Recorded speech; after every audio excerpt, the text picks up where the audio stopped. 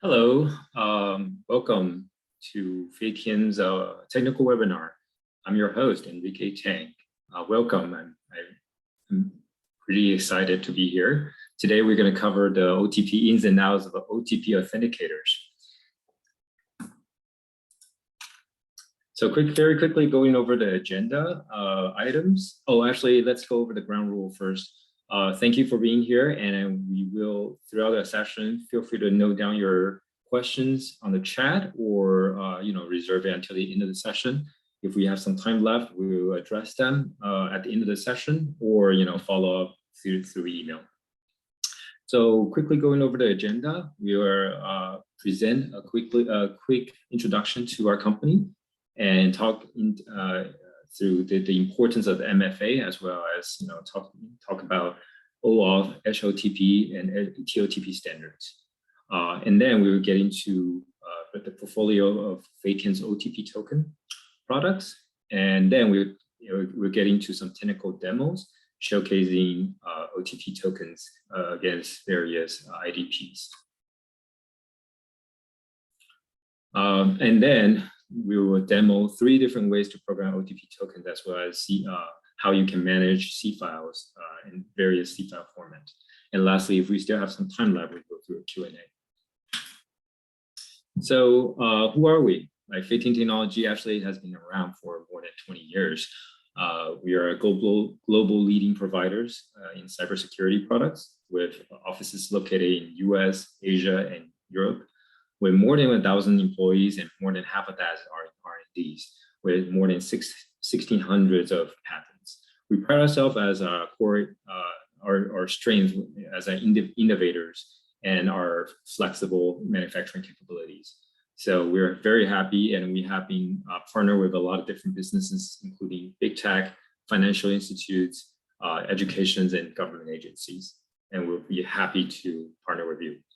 So we have a wide range of authentication products, from PKI to OTP, FIDO security keys, smart cards, mobile readers, as well as mobile apps. So let's talk about why is MFA so important? Why are we talking about OTP? I mean, this technology has been around for quite a while, right?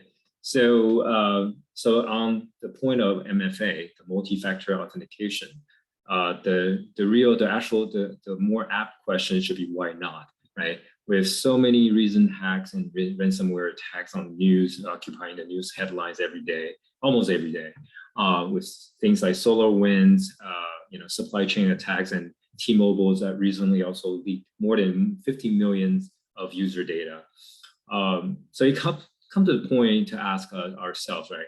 This is really the time to implement the proper security and authentication to protect and make sure our data is safe. So to the point that our U.S. President Biden issued Executive Order 14028 in May, requesting the thorough effort, holistic effort to improve the national cybersecurity. Follow up by a tech meeting in August, where app leaders from Apple, Google, Microsoft, and Amazon flew over to White House, and there was accepting a list of the action items, and MFA is quite on top of that list of the action item, being that, and the reason for that is that MFA is the fundamental layers for zero trust infrastructure, where this overall federal government's cybersecurity is shifting to. So what is zero trust infrastructure, you may ask? And it is really shifting the mentality and the paradigm from the traditional mindset of establishing trust and identity based on the network location and parameters, shifting from that to the newer, to a more secure establishments based on trust and access, the results of the authentications, right? This is why multi-factor authentication is so important, because if that foundation wasn't built solid, then anybody can hack into the system and then compromise your infrastructure and your data. So then another point is why are we talking about OTP, right? This technology has been around for 15, 20 years. Yeah, the point is in the opposite. It's actually a very proven, secure method of MFA if with proper management and configurations. And it works completely offline. Once it's configured, it doesn't require the dongle to be plugged into the USB port, right? It's completely offline. It's very easy to use, right? And it's better control, right? Like it's easier to manage for larger companies or regulated businesses such as bank and institutions, right? So and it's a lot more cost friendly. Right? So let's talk about like various form factors and the many faces of the OTP, right? So there are these hardware tokens that we're going to cover a lot today. And there's also the software authenticator apps that almost everybody has it on their mobile phones now. And you can probably relate. The list of the identity on these authenticator apps just gets longer and longer. Maybe a feature idea for feature requests to have an easier way to organize that. And then there's also the message-based OTP. Basically, you request the OTP to be sent to your email or to your phone's SMS. And this is actually the type of OTP that's very commonly hacked in the recent incident. So this is the type of OTP that we were actually cautioned against. So at the protocol level, all these OTP are based on OAuth standards. So this is the open standards that anybody can take a look and do peer reviews and assessments online. And then from OAuth, it has a couple variants, right? At the very beginning, there's the HOTP, and all these are based on HMAC, but then HOTP is it's an event-based, right? So every time you hit that button, and it increments a counter and generate a new couple digits of OTP code for you. Whereas there's also the TOTP, and this is time-based. And time-based OTP also uses HMAC, and then but then instead of the increments of the counter, it actually uses the clock. So typically, it would increment the code at every 60 seconds or 30 seconds, depends on your IDPs and configuration. And lastly, there's also the challenge response. This is another extension to the HOTP standard, but then it's less commonly nowadays. So let's take a step back and look at why MFA again. So that before we can dive into the technicals of the OTP, right? MFA is really like typically what is the multi-factor? What are the factors, in the authentication scheme? So typically it goes into something into three factors, right? Like something you know, something you have, or something you are, right? The traditional models of using password and secret-based, it's basically challenging you on something you know, right? You need to remember your password or have a very challenging password to build that sense of security, right? And then something you have is basically something that in your possessions. So in this case, it could be smartphones or hardware tokens. It could be the non-biometric kind of FIDO keys. And then something you are. Lastly, something you are is usually based on some kind of biometric signals, right? Fingerprints, your iris patterns, your face ID, right? So these are the examples. So OTPs fit into the middle one as to establishing trust based on something you have, and it does that by making it very hard to render that OTP verification code. And how does it do that? It does it by symmetric share secrets. So whenever you want to set up an OTP, there has to be a secret, which is what we call the seed value.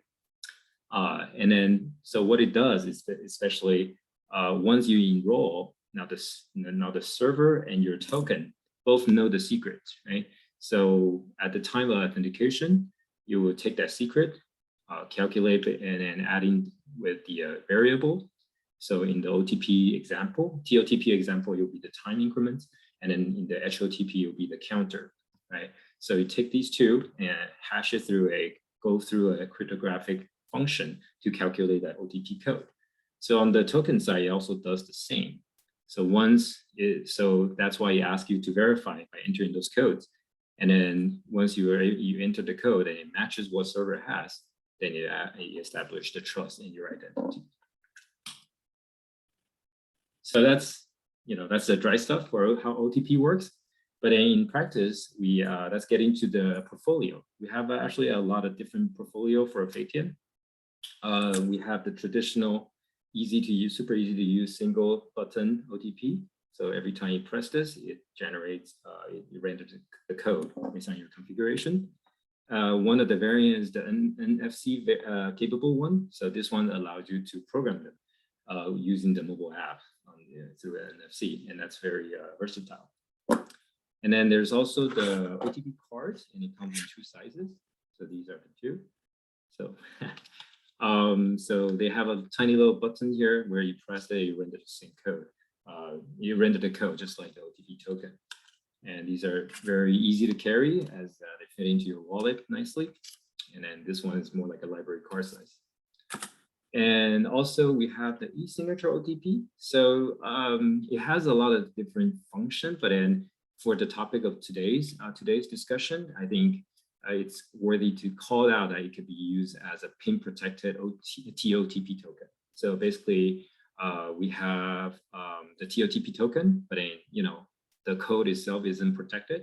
Whereas here, you can actually set up a PIN protection to challenge you before you can actually access and get a token, just in case if you worry that this gets stolen. And then we have the QR code OTP. So this is pretty cool. This one has a camera on the back. This one actually works the same way as an authenticator app.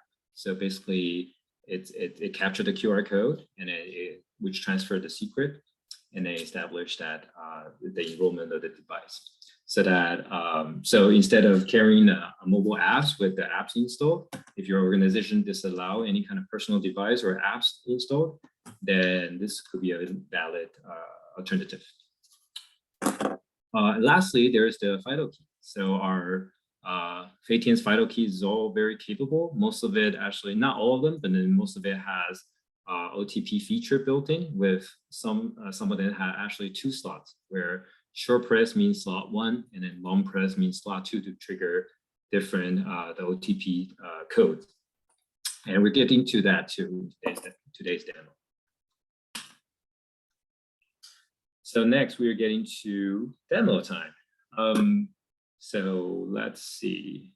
So I'm going to go through a couple of the identities provider here and try to showcase how to configure and then the actual authentication user experience on that. So first off, we're getting to Dual. So I'll show you. So Dual supports both TOTP and actually they support HOTP primarily, but then they also work with TOTP. TOTP, they don't support the time drift adjustments. That's why it's recommended to use HOTP with them. So in logging as the admin for Dual, you'll be able to see this screen, and let me take a step back. So it's under 2FA device and hardware token. And once you get in there, you'll be able to see these are the tokens that's already been enrolled. So importing a hardware token is super easy actually on Dual. They did a great job making it super easy. You just basically select the type of the HOTP or TOTP token, and then you put in the CSV data. So what does that data look like? It looks like this. So essentially it's just the serial number of the code as well as the C value. So for Dual, they need the C value to be in hexadecimal format. And then we'll get into the Azure AD. The Azure AD actually needs base 32 format. So once you kind of put that value in and you hit import, it'll tell you, oh, it's enrolled successfully for the hardware, and you'll show it in this list. Now, what you need to do is go to the user and then assign it to the user that you want to use. So in this case, we're assigned it to demo tester 2 account here. And if you scroll down, you'll see that there are 2 actually. The cool thing is also you can assign multiple HOTP token for the same user. So I think it's good to set up a backup.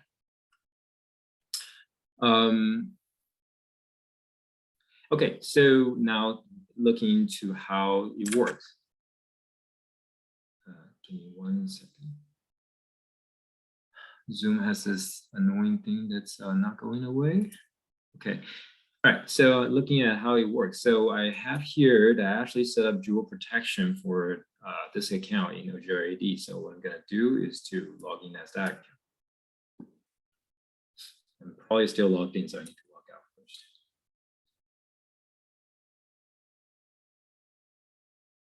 All right, so logging to Azure AD as that tester2 account. The first credential, the password is saved by my Chrome manager, password manager.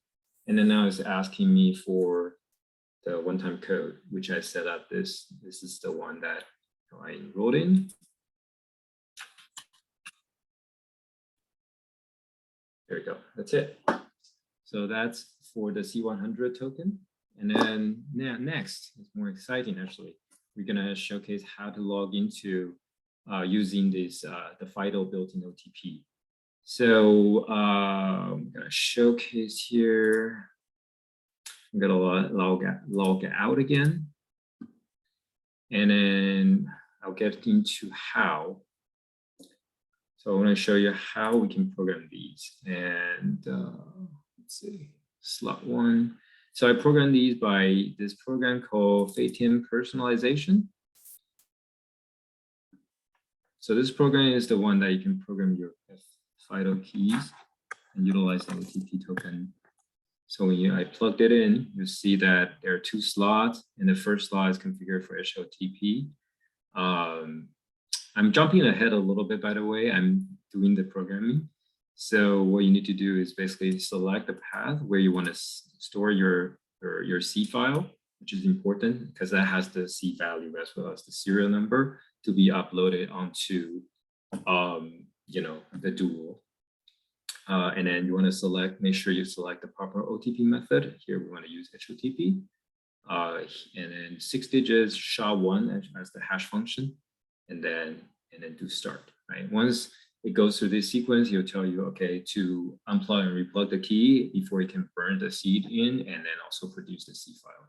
All right, so that's that. Come back to it. So if you come back to this user account, the other key, the other hardware token here is actually exactly that.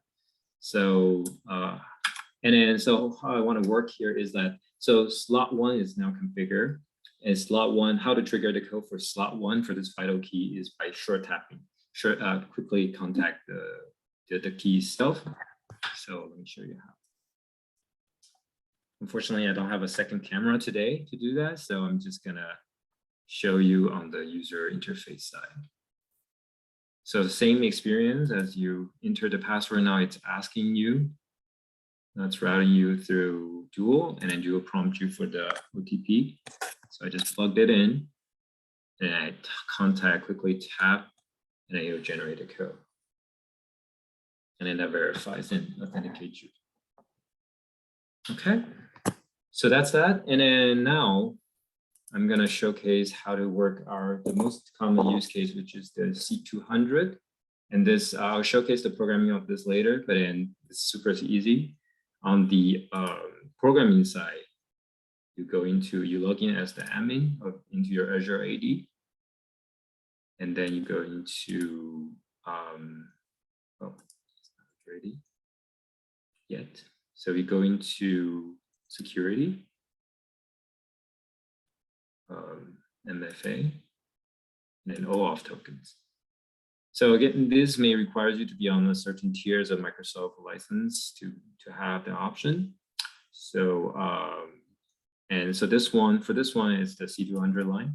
So what's happening here is that you need to essentially upload the C information by using, and then the C looks like this for our Microsofts. So for this user, we're using demo tester, and then the serial number, and then the C value in base 32 format, and then the interval of the C of the token, and then companies and C200, the model. So this is actually provided by Microsoft. This is a required format that's kind of on the that says on the interface here. So once you uploaded that, it would show you processing, and then eventually it would tell you, successfully, now you can activate it. So when you,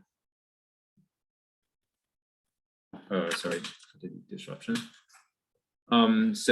So when you activate it, it's going to ask you to generate the first the code that's on your token, so that you can verify and properly activate it. So now it's activated. Let's log into it and show you how to do that. So demo tester.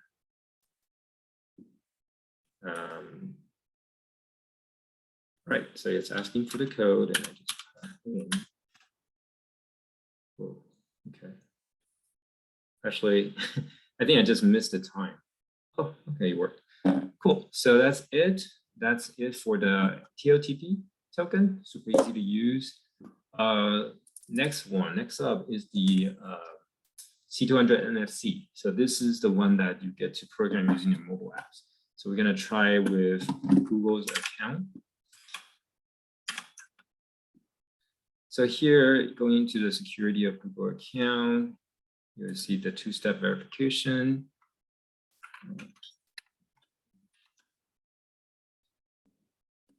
All right, so in here, we are actually going through this configuration path. We're actually going to act as using the Authenticator app. That's how Google's naming convention for this. It's essentially a way for TOTP. So what I'm going to do here is I'm going to delete this existing setup and then set up the Authenticator app and say, oh, I'm on Android. It really doesn't matter which you choose, Android or iPhone.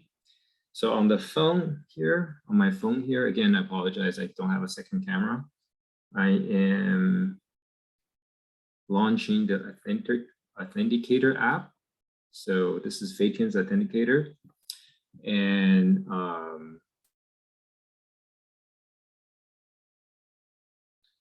gonna hit add and then like scan it. So now it's gonna scan the QR code on my screen. And I apologize if this may take a little bit. From my experience, this it takes a little delay for this to actually get scanned. Oh, there you go, you got it. So once you got it, you actually capture that, and you can just say, okay. So when you have it set up, then it works the same way as all the other Authenticator app. And so what I'm gonna do next is to put the key next to the phone on the back. So it activate the NFC, and then tap this little arrow, 3 dots here, and then say burn seed. So once I do that, the seed successfully burned to the token. So to verify that this works, you can generate, this is a TOTP, so it doesn't matter how many times you hit. It's the code should be the same between your mobile app and then this token. Now, coming back to the Google Authenticator setup, you hit next and then put in the latest code to verify the token. And it'll tell you, oh, it's done, right? So now that's done, and the next time when there's a need to, let me try if this works. When there's a need to configure to use the authentication, you'll prompt.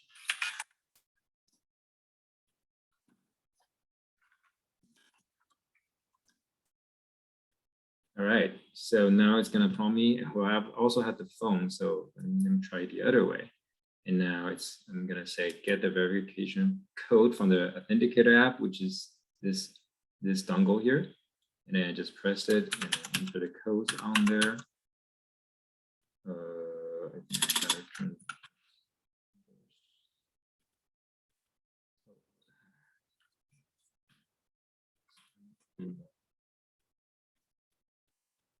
There we go. So that worked. I'm logged in on this in incognito mode. So that's the Google and then demoing with this TOTP with an NFC. So next up we have, what are we doing on time? We have 5 minutes left. Okay. I think, do this. Okay. So next up we have GitHub. So this is also very similar actually. So I think I'm gonna just kind of quickly go over this. So this is gonna use very similar steps as what we did gone through on the authenticator apps on the mobile, but instead, since this FIDO key doesn't have a clock inside, so what's gonna happen is that you need to install something like this. It's called FEITIAN Authenticator. So essentially it's the same as the mobile app, but it's just on the window. And on here, it's gonna allow you to program the FIDO key for TOTP purpose. And then when you need to render the code, you also need to open this app to render that code. So right now you see slot 1, this is essentially the HOTPs that we used earlier for the dual logged in. So now we just need to go through the same QR code at the enrollment for this. And then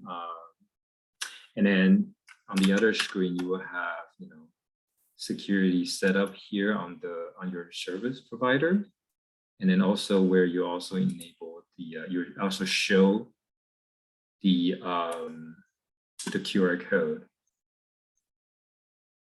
Okay, all right. So I'm gonna skip because we're running short on time, and then I still have a couple more things to talk about. So my apologies. I will be happy to kind of resume that discussion on this topic. So feel free to reach out. But that's the demo part as far as the configuration and use case for TOTP and OTP tokens. Now let's look at the different ways to program it. Right. So I think I already showcased at least 2 different ways to program it on the NFC side for these tokens, right? And you can also program the FIDO keys. So lastly, for the typical use case for these OTP token, when you order that, we typically provide and email you with the encrypted protection of the key C files. But then you can do the same programming yourself and manage it yourself if your organization prefer with these devices. So this is the C programming device. And so there's that also. That's basically the 3rd column that you see here on the right. And there's also an even more elaborated programming machine that we carry. But then this is very rare that nowadays that people would actually get this. But then it's a very capable machine that even does engraving of the serial numbers for you. So, and coming back to the OTP and FIDO security key, again, there are different ways to do this. So we look at the FT personalization program, which can help you set up the OTP and provide you with a C file. But then if your IDP enrollment doesn't require you to carry and manage a C file, basically means that they have the QR code set up, then FEITIAN Authenticator is the way to go. And then lastly, there's also the SK Manager, which supports HOTP only, but then it also kind of, if your organization only uses HOTP, then this is definitely a super handy program to use. So lastly, we talked about C file management, right? So most of the time we see plain text, which is a hex formatted C value, and then base 32 encoded C value, as well as the XML formatted based on RFC 6030. So these are the couple primary formats. We also support a lot of different kind of other formats, but these are the most common ones. Whereas just as a reminder, the reason how secure your C file protection is how secure your OTP token is. Right? So if your organization requires a centrally managed policy, then make sure that's that's not compromising security. I guess that's what I'm trying to say. So I think that's it. Let me see. Do I have anything else to cover? Yeah. So again, this is OTP, as you can see, it's a proven secure MFA method. You know, if that fits very well into a lot of different organizations' requirements, and it's very cost effective. And then there's a lot of different form factors for your convenience too. So, you know, check us out, and there's a promo code here for anybody who's interested, and get a discount today. So let's see how much time. Oh, we're at time. So let's see if I can answer the question very quickly. We have Andy on a question. I'll just answer this one question before we quit. Andy, thank you for your question. Can this e-signature OTP token allow multiple codes? If it contains PIN, it's entered, it will display user one's code. If it, oh, I see. So you were asking if these allows different profile. I'm pretty certain it may have that capability, but I have to get back to you, unfortunately, because TOTP it's one of the feature. However, it does have the primary feature actually works for challenge response protocol standard. So yeah, I'll be happy to follow up on that. All right, cool. Again, thank you very much, and have a nice rest of the day. Cheers.